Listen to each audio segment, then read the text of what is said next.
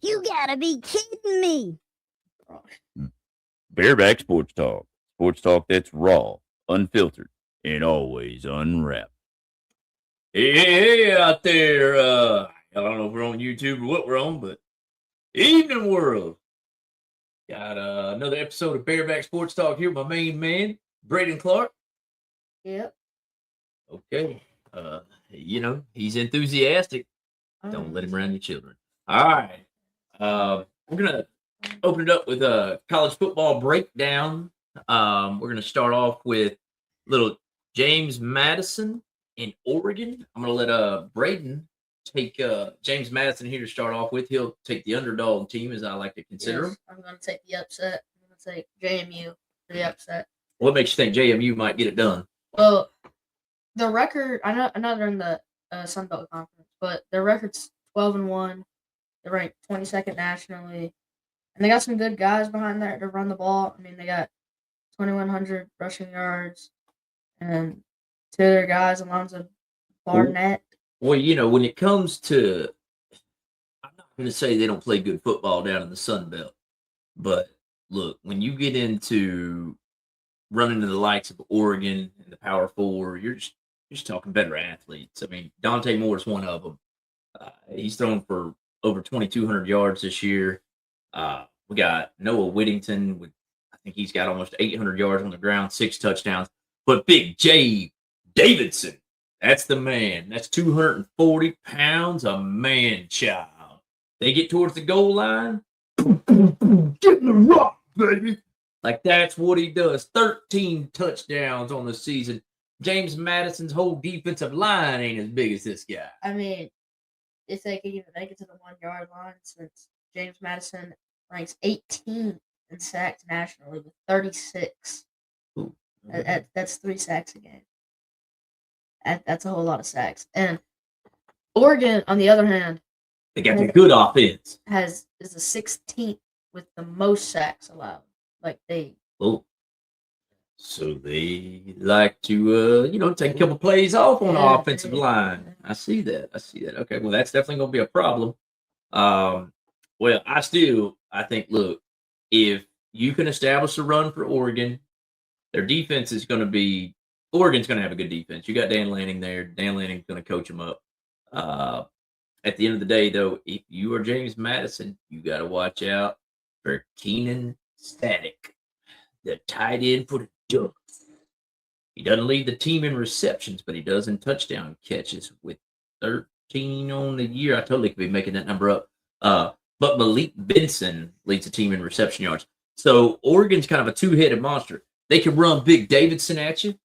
Moore's got, he's got the elusiveness in the pocket, although the sack number you just hit us with, I don't know how elusive he is.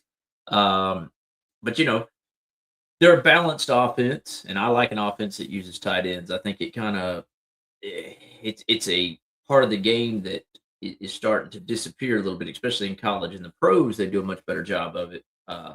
Just ask Travis Kelce. Okay. Anyway, I'm just saying. Kelsey's been off a little bit, but I don't blame him, man. If I was with Taylor Swift, that's all I'd be catching. I'm catching that. Wow, that was just a good old country ass whipping. That's what JMU's going to put on at Oregon. So, well, what makes you think that JMU, the Boondogs, they do got some good looking uniforms? Give me some stats. What you got here? I mean, where are you coming at with JMU? Who you got leading what? I mean, you better bring more than just a good looking uni up to Eugene. They do. But their total offense ranks 22nd nationally, and they have 2 guys on that you like to say your 236-pound running back. Big boy.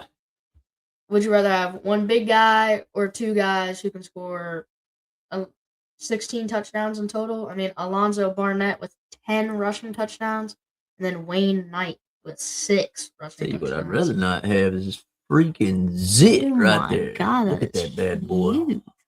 Right in my eyebrow. Oh my God! You get How do I get rid of that? Dang. Oh all right. Anyway, let's pull the brim of the hat down here. Hey, now I got. I ain't even got no eyebrows, but I still got the zit. All right.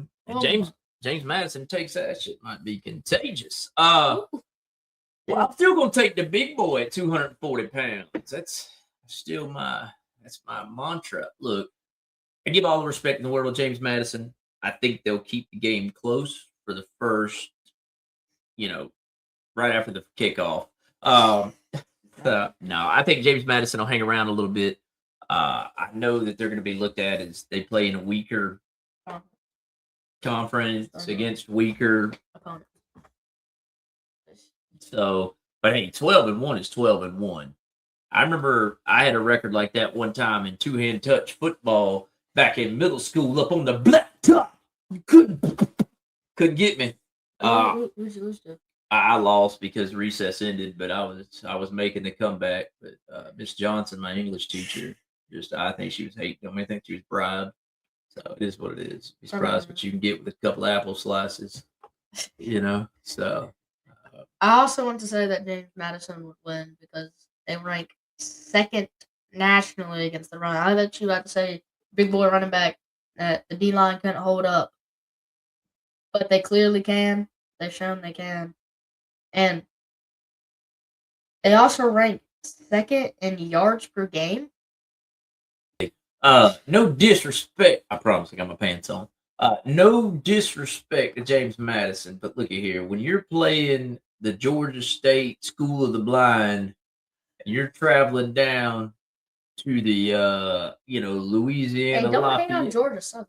Okay, all right. Well, that was Georgia State. Southern's a little different. That's down there. A lot of inbreeding. No, I'm kidding. I can't say that on here.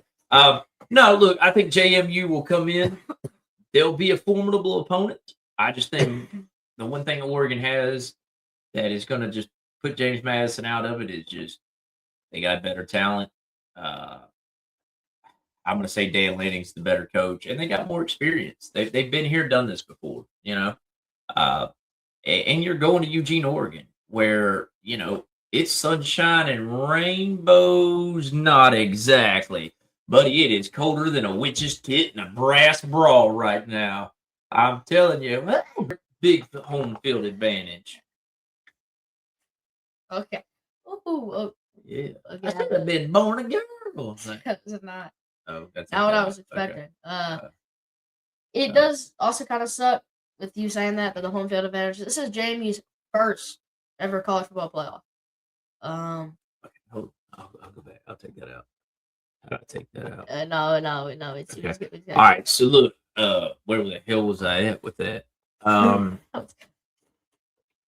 Fucking A. Oh my god, with a witch's bra and where'd your nuts go? I don't. Oh my god, we can't edit this for a little bit. No, turn it off. It's colder than a witch's tit in a brass bra. I mean, I don't know. Yeah, no, I think the ultimate key is just going to be Oregon's experience, talent level, and I do feel that James Madison will keep it close for the first half. If they can win the turnover battle, that keeps them in a little longer, but they're going to need substantial turnovers, like 3 is what I'm thinking. Now, you say what you said earlier. What I think also, even though this is JMU's first ever college football playoff, I think that's also a good thing since they're going to be hungry. They're going to want to win. I can see that. They're going to want to win. And it means a lot, actually, for the program because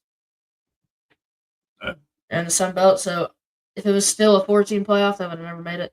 I get what you're saying for the conference. It's not just for JMU; it's for the conference. So it gives them a lot. They're just hungry. They're trying to go out there. They're trying to win, and against Oregon too. I mean, that's a big one. And you know what? I think they will go out there hungry, and I think Oregon's going to feed them a big old spoonful of ass whipping. Okay, just kidding. No, I think they will go out there hungry, and I think Oregon's going to feed them a good old case of we whipped your tail. I mean, as we like to say down here in the South. As we say down here in the South, that was just a good old country ass whipping. Well, that's just going to be a good old Midwestern right in your face. And what I gotta say to that is JMU will be putting gunshots. Hit that. Hit that. Oh, but not enough. Not enough, because they're coming back with two in a row. And they're gonna come back. I think JMU's gonna win this with a game-winning field goal. I think this is gonna be a low-scoring game. I think it's gonna be like 17-14. It's gonna be 14-14 in like the final seconds, and it's gonna be a game-winning field goal. Calling it right now. Even if it's not 14-14, I'm saying it's a game-winning field goal. JMU only allows 16 points a game, which is actually kind of a lot. But 16 points a game, JMU's gonna put up more than 16 points. Let me tell you, Oregon's going to actually win this game pretty handedly. Because, let me see. You gotta be kidding me. When he picks JMU, I'm telling you right now, this game will be probably over 7 minutes to go in the third quarter. Oregon puts the nail in the coffin with my running back, the man, Davidson. Rumbling and stumbling into the end zone. Oregon 31, JMU 14. Take that Sun Belt and enjoy this good old. As we say down here in the South, that's some bullshit. Wrong one. Down here in the South, that was just a good old country ass whipping. Ladies and gentlemen, we appreciate y'all. Till next time, you know where to tune in. Bear back sports Talk. Bareback Sports Talk. Sports talk that's raw, unfiltered, and always unwrapped. Boom!